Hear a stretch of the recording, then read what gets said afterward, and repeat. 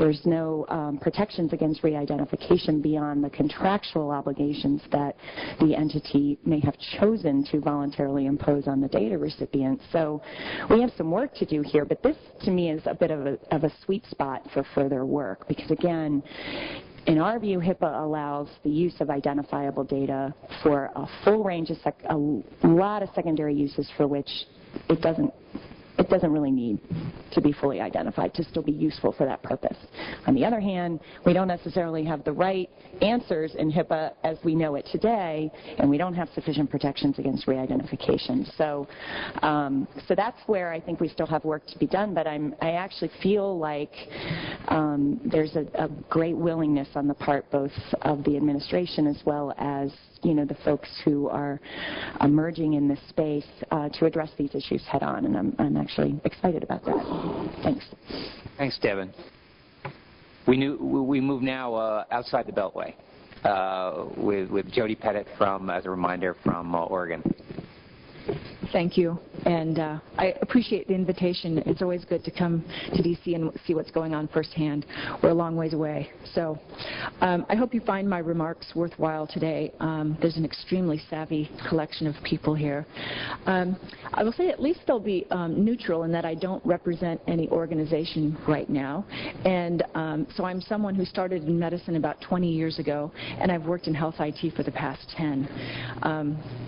I don't have anything particular to promote or any organization I need to represent. So here's an independent, appropriate for Oregon, sort of viewpoint from a physician who worked for an EMR company, who worked for a physicians association trying to get doctors on electronic medical records, who then worked for a nonprofit quality organization, again trying to do health information exchange, who worked on state-level health IT coordination, who worked as a state-level project director for the HITSP, Health Information Security and Privacy Collaboration, who worked on an HIE effort that completely flatlined, and who is in pursuit of PHRs and personal health records, and health record banks. So this will be a quick tour of my consumer experience along the way, and then some thoughts about what might be done in terms of consumer involvement, and how we might reach critical mass such that consumers will demand EHRs and PHRs. But maybe not too soon until we can deliver those. Anyway, so at an EMR company, and again, this is about 10 years ago, the company that I worked for, and so did Kevin Hutchinson. I wasn't at his level, however. We had a tethered had a tethered PHR called About My Health, and we did consumer outreach in that marketing went out to consumers, gathered requirements, and then we field tested it in a clinic. We found out that consumers don't want to do data entry either. I then went to a physicians association really for 4 years trying to get doctors on electronic health records. We did not consider the consumer at all. It wasn't even on our radar screen, and we certainly didn't think about PHRs at that point. Following that, at a nonprofit with an HIE project, there were patient issues, especially around patient control, that were very contentious. But there were no patients or consumers at the table at that time. Following that, at the state, did a consumer outreach project as part of the HISPIC, which included a public employee survey with 9,000 respondents. And also we did a special project with key informant interviews for people in rural areas and people in urban areas around how they thought, and actually if they thought, about health information exchange or about personal health records. And so we learned about that. But again, points of contact. We also went on to make a small documentary. Deven starred in that. We did some consumer education and a little Oregon road show. But I have to tell you, it hasn't been the hottest thing on YouTube. I have to say, it hasn't been viewed by, We're boring, Jody. Okay, so you can't compete with Susan Boyle on Britain's Got Talent. But So we're working in that direction, but again, small inroads, and maybe even just in the in-crowd, so to speak. We've worked on health record banking, and we got $5.5 million from CMS through a Medicaid transformation grant that includes the majority, I shouldn't say the majority, a good proportion of the funding will be for consumer outreach, community outreach. And more recently, I worked with the CCHIT and on personal health record certification, where you could imagine that consumer input is extremely valuable.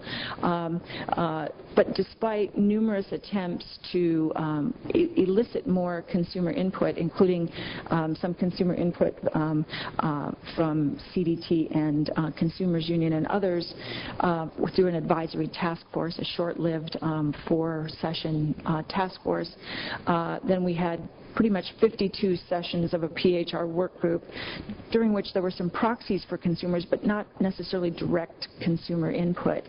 And you can understand, could a consumer tolerate 52 meetings talking about criteria of PHRs? Perhaps, but I'm going to advocate for some sort of sponsorship, financial sponsorship for people to do such a thing. We had a consumer town call, but again, it was often really people, consumer advocacy organizations, and people that already kind of knew what's going on. It's valuable. We need that. But then we offered also public comment periods, but public comment often extends only to people that are in the know.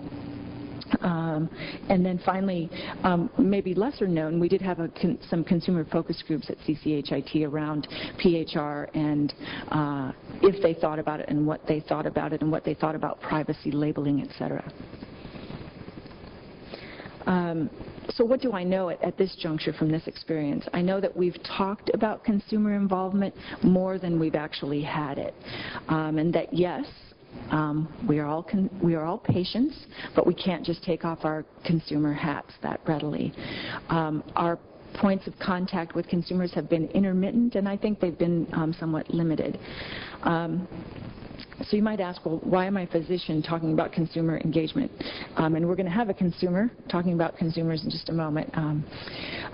But I do feel, from my experience in the exam room, and I still see patients, that from what I've learned now, I have a responsibility to patients to let them know what I know about how their information flows and about, I'm really concerned that people participate in this $46 billion investment in information infrastructure. And I'd have to say, and I'm going to end, no, I'm not quite yet. Well, okay. I'll come back to that.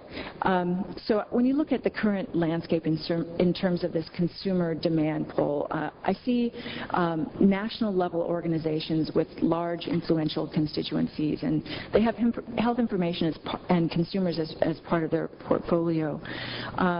There are large collaboratives that have banded together to work on e-health issues.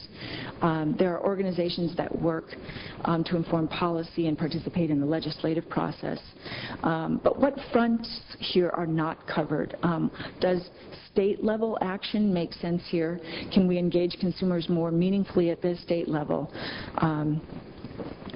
And I wonder what this might look like. We had the example of the HITSP where we had national guidance but state-level action, and I think that was successful in a number of ways for improved privacy literacy, but perhaps we could work more on consumer literacy in a similar model and bring the various state-level people together for national meetings. And that could be where grassroots organizing meets national guidance. And I'm not certain what the NEHIC's role in that could be, but I know that there's some interest. It's also occurred to me that we could do some direct-to-consumer advertising. As you can imagine, electronic health records could help improve your condition. Ask your doctor if electronic health records might be right for you. Does that sound familiar? I thought maybe we could have a TV show. Instead of ER, it would be EHR. But I'm kind of wondering if it would be as popular. Maybe we would be the only ones excited about seeing the health information flow between scenes. Wow, did you see that CBC? Yeah, it trended in the flow sheet. It was beautiful. His order set was spectacular. Anyway, so I'm thinking that might not be so successful. I went to Star Trek this weekend. I have to say, it occurred to me, you know, we could have something like that, the Enterprise, and we could have David Blumenthal as Captain Kirk, John Glaser as Spock, John Halamka as Bones. You can imagine the captain yelling from the bridge, "We need more interoperability," and Halamka says, "Damn it, Dave, I'm a doctor, not a magician." I asked him earlier if I could say that, by the way. I don't think he's still here. He was okay with it. Yes. So finally, 2 comments, 2 from me and 2 from Thomas Jefferson. You might get more out of the latter, but Thomas Jefferson said, "Information is the currency of democracy."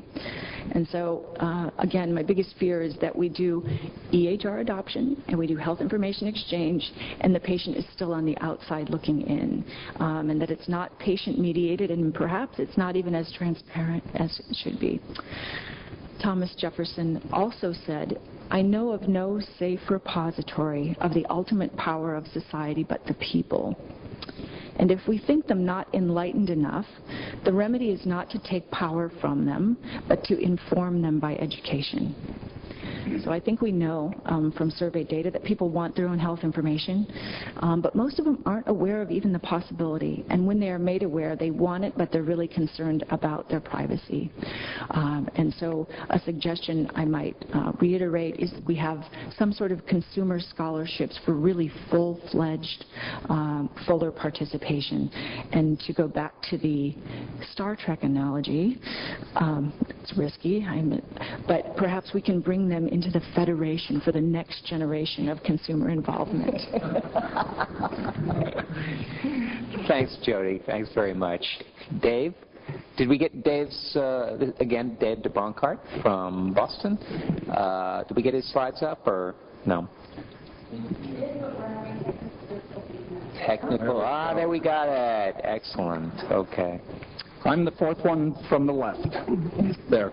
This is one of the blogs where I participate, and how I came to be e-patient, Dave, I'll try to run through quickly. Let's see, I'm not sure, where does this clicker need to reach? Is it you or over there? Up in the air? Great.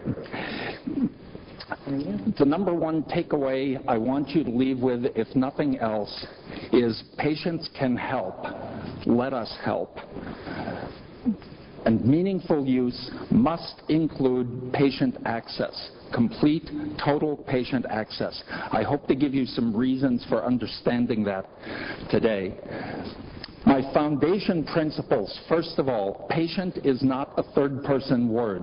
The first experience I had speaking at an event like this, any kind of a healthcare industry panel, was just a year ago this week at a technology conference in Boston where John Halamka was on the panel. And, you know, I had never talked to anybody. I mean, I know that this is like the Pacific Ocean, the size of this subject, and I'm a guppy, right? So I'm totally humble about the amount that there is to know. But when my time to talk came, what there was for me to say was, I really want to shift our consideration of this point about patient is not a third-person word. Every conference I go to, I see that we tend to talk about patients as if there's somebody who's not in the room at the moment. And I'm here to tell you that's not the case. Your time will come. Next foundation principle. One of the most fundamental rights has to be the right of a desperate person to try to save themselves. And that's not as trivial as it might sound, as you'll see. Another is the right to know what your options are.